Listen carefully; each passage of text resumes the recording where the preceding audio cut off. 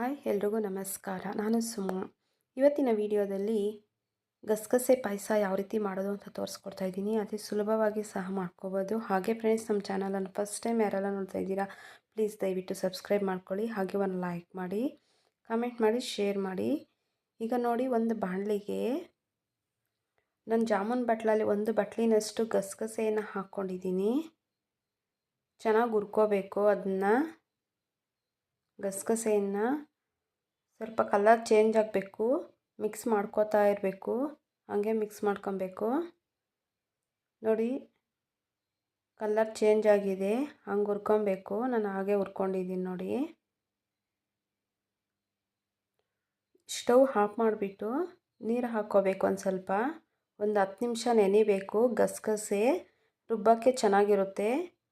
ಈಗ ನೋಡಿ, ಅದು ನೆನೆಯೋಷ್ಟರಲ್ಲಿ ಒಂದು ಪಾತ್ರೆಗೆ ನೀರು ಸ್ವಲ್ಪ ಇಟ್ಕೊಂಡಿದ್ದೀನಿ, 3/4 ಬಟ್ಲಿನಷ್ಟು. ಆ ಬಟ್ಲಲ್ಲಿ ಅದಕ್ಕೆ 1 ಬಟ್ಲಷ್ಟು ಬೆಲ್ಲ ಚೆನ್ನಾಗಿ ಕುಟ್ಬಿಟ್ಟು ಹಾಕ್ಕೊತಾ ಇದ್ದೀನಿ. ಪುಡಿ ಮಾಡಿಕೊಂಡು ಹಾಗೇನೂ ಹಾಕ್ಬೋದು. ನಾನು ಪುಡಿ ಮಾಡಿಕೊಂಡು ಕಾಯಿಸ್ಬಿಟ್ಟು ಹಾಕ್ಕೊತಾ ಇದ್ದೀನಿ. ಏನಾದರೂ ಕೆಳಗಡೆ ಗಲೀಜಿದ್ರೆ ಕೆಳಗಡೆನೇ ಇದ್ದೋಗುತ್ತೆ ಕರಗಿಬಿಟ್ರೆ ನೀರಲ್ಲಿ. ಆದ್ದರಿಂದ ನಾನು ಕಸ್ಬಿಟ್ಟು ಹಾಕ್ಕೊತಾ ಇದ್ದೀನಿ. ಈಗ ಒಂದು ಜಾರಿಗೆ ಅದೇ ಜಾಮೂನ್ ಬಟ್ಲಲ್ಲಿ 3 ಬಟ್ಲಷ್ಟು ಕೊಬ್ಬರಿಯನ್ನು ತುರುಬಿಟ್ಟು ಹಾಕ್ಕೊತಾ ಇದ್ದೀನಿ.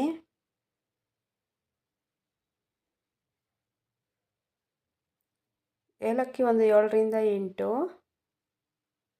ಗಸಗಸೆ ನೆನೆಸ್ಕೊಂಡಿರ್ತೀವಲ್ಲ, ಆ ಗಸಗಸೆಯನ್ನು ಅದರಲ್ಲಿ ಹಾಕ್ಕೊಬೇಕು. ನೋಡಿ, ನೆಂದಿದೆ. ಒಂದು 5-10 ನಿಮಿಷ ನೆನೆಸಿಕ್ಕಿದ್ರೆ ಸಾಕು, ಚೆನ್ನಾಗಿ ನೆಂದೋಗುತ್ತೆ. ಮಿಕ್ಸಿಗೆ ಹಾಕಿದ್ರೆ ಕ್ಲೀನಾಗಿ ಎಲ್ಲನೂ ನುಣ್ಣಕ್ಕೆ ಆಗುತ್ತೆ. ಈಗ ನೀರು ಸ್ವಲ್ಪ ಸೇರಿಸ್ಕೊಂಡು ನುಣ್ಣಕ್ಕೆ ರುಬ್ಕೋಬೇಕು. ಎಷ್ಟು ನುಣ್ಣಕ್ಕೆ ಆಗುತ್ತೋ ಅಷ್ಟು ನುಣ್ಣಕ್ಕೆ ರುಬ್ಕೋಬೇಕು. ಗಸಗಸೆ ನೆಂದಿರೋದ್ರಿಂದ ಬೇಗ ನುಣ್ಣಕ್ಕೆ ಆಗುತ್ತೆ. ಇಲ್ಲಾಂದರೆ ರುಬ್ಬಿದ್ರೂ ಹಾಗೆ ಇರುತ್ತೆ, ಮಿಕ್ಸಿಗೆ ಹಾಕ್ಕೊಂಡ್ರೂ ನುಣ್ಣಕ್ಕೆ ಆಗಿರಲ್ಲ, ಹಾಗಾಗಿ ಇರುತ್ತೆ. ನೋಡಿ, ಈಗ ನುಣ್ಣಕ್ಕೆ ಆಗಿದೆ. ಈಗ ಒಂದು ಪಾತ್ರೆಗೆ ರುಬ್ಕೊಂಡಂಥ ಪೇಸ್ಟನ್ನು ಅದರಲ್ಲಿ ಹಾಕ್ಕೊತಾ ಇದ್ದೀನಿ. ಜಾರನ್ನು ಸ್ವಲ್ಪ ತೊಳೆದ್ಬಿಟ್ಟು ನೀರು ಸ್ವಲ್ಪ ಹಾಕ್ಕೊತಾ ಇದ್ದೀನಿ. ನೋಡಿ, ಬೆಲ್ಲ ಕರ್ಗಕ್ಕೆ ಇಟ್ಟಿರ್ತೀವಲ್ಲ, ಆ ಬೆಲ್ಲದ ನೀರನ್ನು ಸಹ ಅದರಲ್ಲಿ ಸೇರಿಸ್ಕೊತಾ ಇದ್ದೀನಿ. ನೋಡಿ, ನಮಗೆ ಎಷ್ಟು ಬೇಕೋ ಅಷ್ಟು ಮಾಡ್ಕೋಬೋದು. ಅಷ್ಟು ತೆಳ್ಳಕ್ಕೇನು ಜಾಸ್ತಿ ತೆಳ್ಳಕ್ಕೆ ಇದ್ರೂ ಚೆನ್ನಾಗಿರಲ್ಲ, ಜಾಸ್ತಿ ಮಂದಕ್ಕೆ ಇದ್ರೂ ಚೆನ್ನಾಗಿರಲ್ಲ. ನೋಡ್ಕೊಂಡು ಮೀಡಿಯಮ್ಮಾಗಿ ಮಾಡ್ಕೋಬೇಕು, ಆಗ ಚೆನ್ನಾಗಿರುತ್ತೆ. ನೋಡಿ, ನಾನು ಆ ರೀತಿ ಮಾಡ್ಕೊಂಡಿದ್ದೀನಿ. ಅಷ್ಟು ತೆಳ್ಳಕ್ಕೇನು ಮಾಡ್ಕೊಂಡಿಲ್ಲ, ಅಷ್ಟು ಮಂದಕ್ಕೇನು ಮಾಡ್ಕೊಂಡಿಲ್ಲ. ನೋಡಿ, ಬೆಲ್ಲದಲ್ಲಿ ಯಾವ ರೀತಿ ಇದೆ ಅಂತ ಗಲೀಜು. ನೋಡಿ, ಈಗ ಕಾಯಕ್ಕಿಟ್ಟಿದ್ದೀನಿ. ಒಂದು 5ರಿಂದ 10 ನಿಮಿಷ ಕಾದರೆ ಸಾಕು, ಬೇಗ ಕಾದೋಗುತ್ತೆ. ಬಿಸಿನೀರು ಹಾಕ್ಕೊಂಡಿದ್ದೀನಲ್ಲ, ಅದಕ್ಕೆ ಬೇಗ ಆಗುತ್ತೆ. ಸ್ವಲ್ಪ ದ್ರಾಕ್ಷಿ, ಗೋಡಂಬಿ ಇದ್ದರೆ ಹಾಕ್ಕೊಳ್ಳಿ, ಬಾದಾಮಿ ಸ್ವಲ್ಪ ಇದ್ದರೆ ಹಾಕ್ಕೊಳ್ಳಿ. ಹಾಕ್ಕೊಂಡು ಒಂದು 5ರಿಂದ 10 ನಿಮಿಷ ಕಾಯಿಸ್ಕೊಂಡ್ರೆ ಸಾಕು, ಕಾದೋಗುತ್ತೆ. ನೋಡಿ, ಕಾದಿದೆ.